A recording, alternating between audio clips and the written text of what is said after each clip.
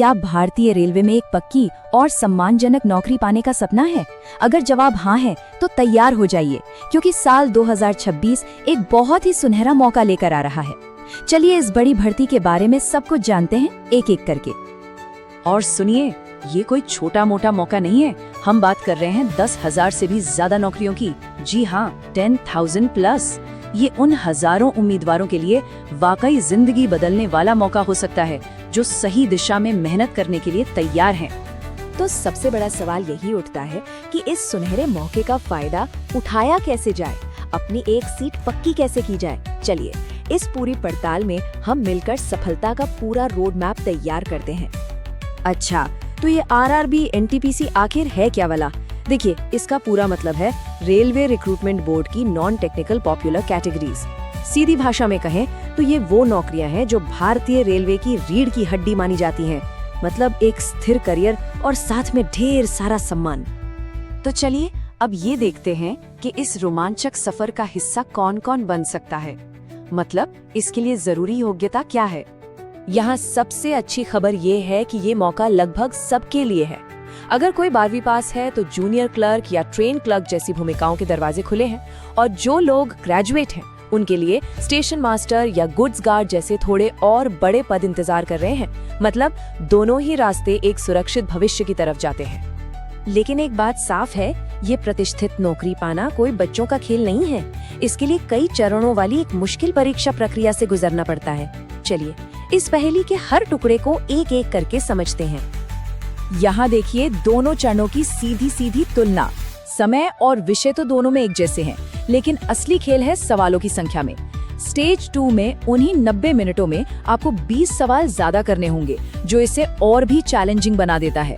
और हाँ, एक बात का खास ध्यान रखना होगा, हर गलत जवाब पर 1/3 अंक कट जाएगा, तो तुक्केबाजी से बचना हो। चलिए अब सबसे जरूरी हिस्से पर आते हैं, सिलेबस। आखिर इस परीक्षा के लिए पढ़ना क्या क्या है? इस चार्ट को जरा ध्यान से देखिए। ये आपकी तैयारी की रणनीति का नक्शा है। जनरल अवेयरनेस 40% वेटेज के साथ समझ लीजिए इस परीक्षा का राजा है। अगर इस पर पकड़ बना ली तो आधी लड़ाई तो वहीं जीत ली।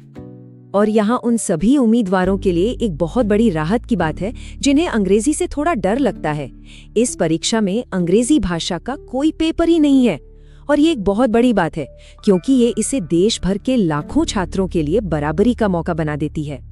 गणित में इन बुनियादी कॉन्सेप्ट्स पर अच्छी पकड़ बनानी होगी।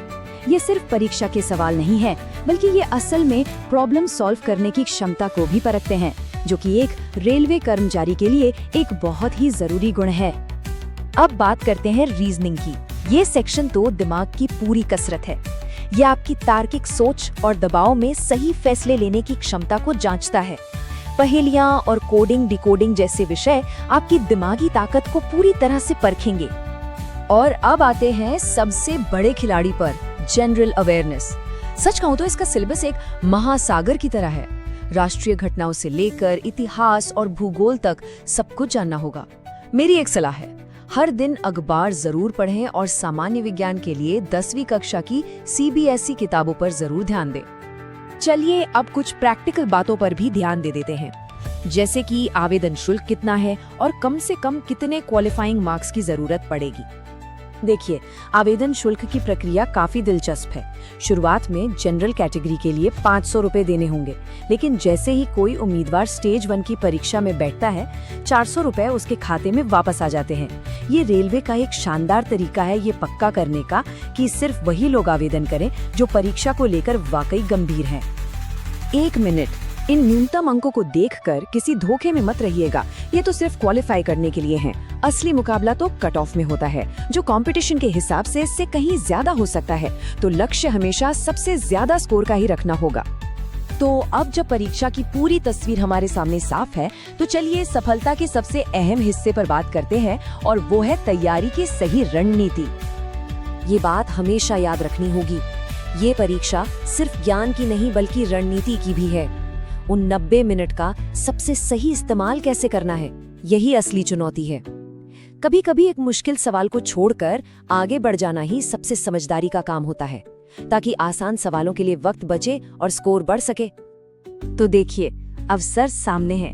रास्ता भी साफ साफ दिखा दिया गया है।